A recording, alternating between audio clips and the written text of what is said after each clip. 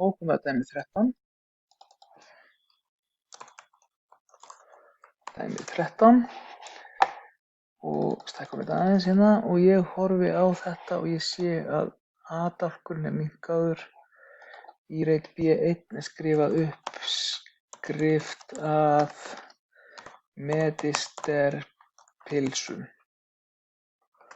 Og í reit B3 stendur efni, svo magn í grömmum og verð krónur / kíló.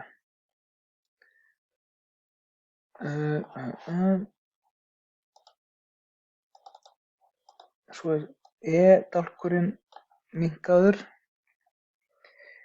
og svo stendur uppskrift að medisterpilsum. En nú ætlum við að gera það sama og í síðasta dæmi að skilja eftir reitin hérna. Ég ætla nú bara að vera svolítið sniðugur og kópera þetta hingað. Og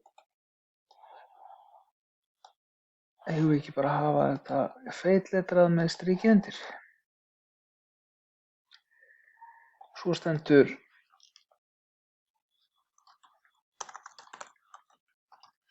nautakjöt, kindakjöt, kjöt, svínakjöt, nautafita, ís plús vatn, hveiti, þurr mjólk, laukur, pipar, fosfat, matarsalt. Svo er komið með magnið, það eru 15, 65, 10, 30,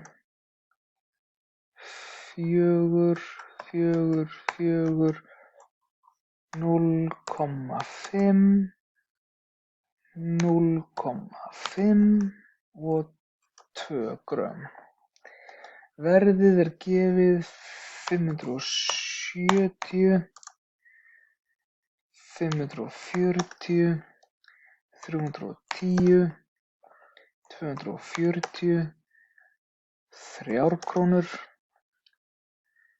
Hveiti kostar 136 krónur, þurrmjólk 430, laukur kostar 374 krónur, svo er 1380, 450 og 62 krónur.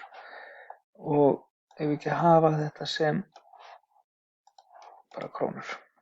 Svona. Nú, ég vil taka þetta og kópera hingað. Ctrl+C, Ctrl+V. Og hér ætla ég að vera með fjöldan. Ég ætla að hafa þetta hérna með stórum stöfum. Og ef ég er með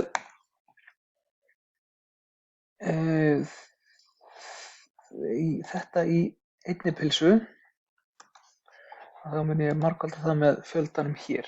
Og ég ætla að festa það að ég ætla alltaf að nota reit G1.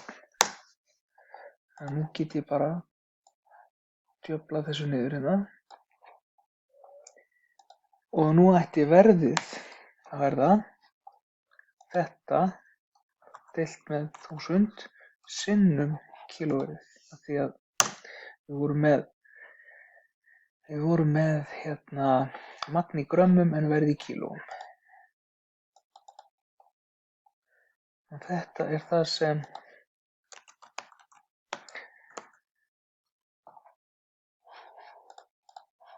höfum þetta feitletrað og með undirstriki og ef svo ekki að leggja saman allt hér. Þannig að efnið í eina medisterpilsu kostar 44 krónur. En hvað kostar þá í 20? Það ætti að kosta 882 krónur.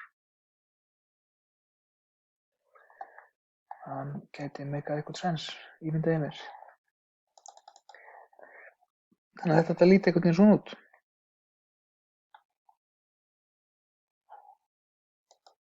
Flott hjá okkur.